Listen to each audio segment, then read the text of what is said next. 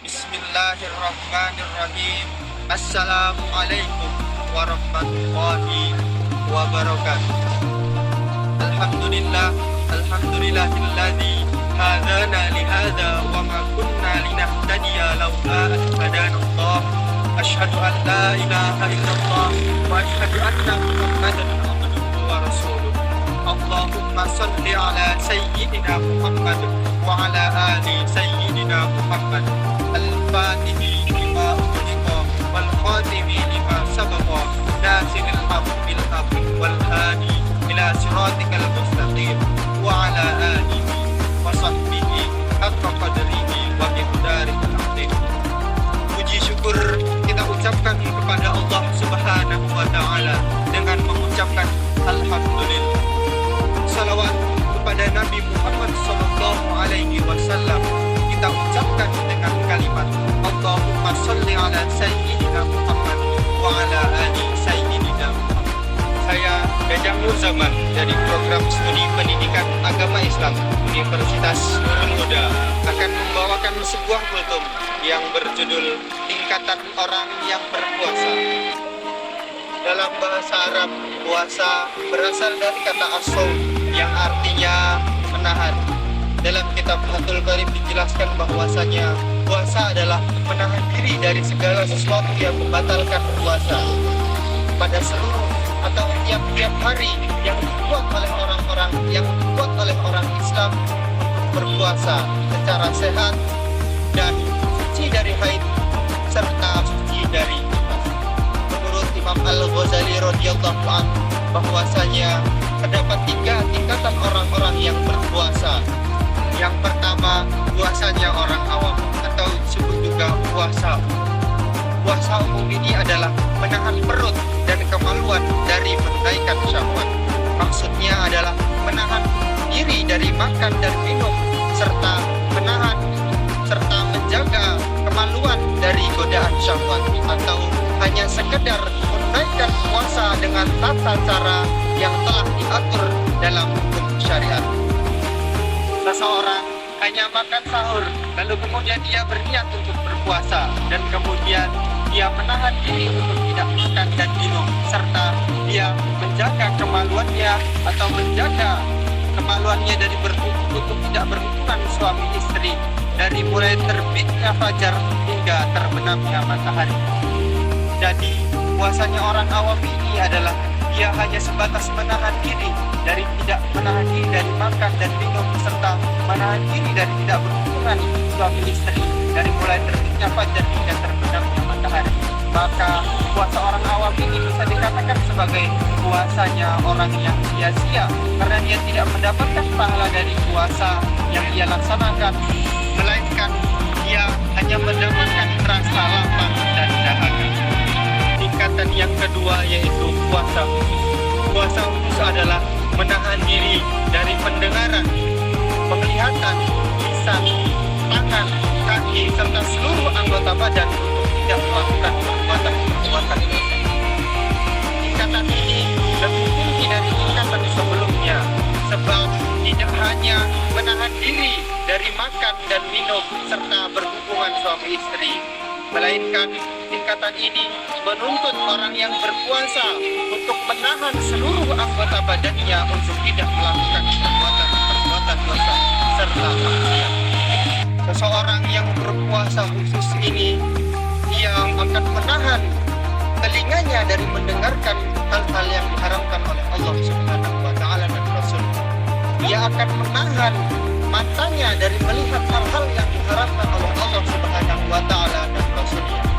Dia akan menahan lisannya dari membicarakan dari hal-hal yang diharamkan oleh Allah Subhanahu wa taala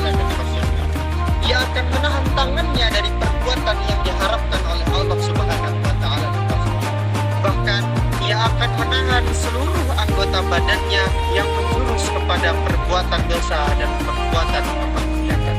Tingkatan puasa yang ketiga yaitu puasa sangat khusus. Puasa sangat khusus ini adalah puasanya hati dari keinginan duniawi atau keinginan yang rendah serta pikiran-pikiran duniawi dan menahan hati dari segala tujuan selain dari Allah secara totalitas. Tingkatan puasa ini merupakan tingkatan puasa tertinggi sebab paling berat dan paling sulit untuk dicapai. Selain untuk menahan diri dari tidak makan dan minum serta menunaikan atau menjalankan hubungan suami istri dari terbitnya fajar hingga terbitnya matahari dan menahan diri seluruh anggota badan tubuh kita untuk tidak melakukan perbuatan maksiat, dan tingkatan ini juga dituntut untuk menata hati dan pikiran kita untuk fokus kepada akhirat serta menunaikan amalan yang mulia, dan kita fokuskan untuk tujuan kita satu yaitu kepada Allah Subhanahu wa Ta'ala. Puasa ini yaitu puasanya orang-orang muqarrabin, para nabi serta orang-orang yang teman-teman sekalian yang dirahmati oleh Allah Subhanahu wa Ta'ala. Perlu kita ingat bersama bahwa Rasulullah Shallallahu Alaihi Wasallam bersabda, "Rabbu shaimin fadlahu min qiyamihi al-ju' wal atas, wa rabbu qaimin fadlahu min qiyamihi asy-syahar." Betapa banyak orang yang berpuasa namun dia mendapatkan balasan dari berpuasanya itu hanyalah rasa lapar dan dahaga, dan betapa banyak orang yang mendirikan salat malam tapi dia hanya mendapatkan balasan dari salatnya itu hanya begadang dan menahan rasa kangen. Hadis riwayat Ahmad.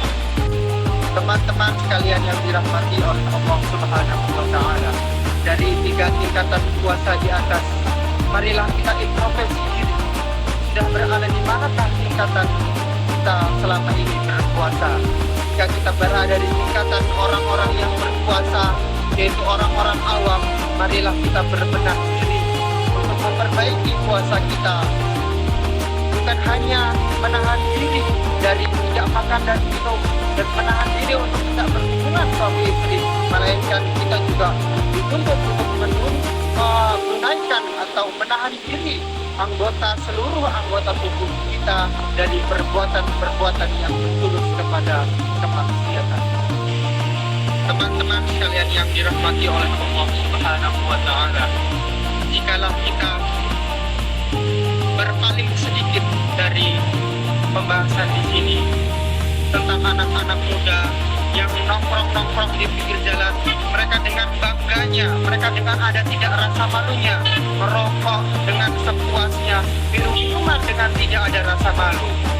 Kalaulah mereka ditanya, saya pernah bertanya kepada salah satu dari mereka, "Wahai pemuda, kenapa engkau tidak berpuasa?" Mereka menjawab, "Biasa, umumnya seorang pemuda."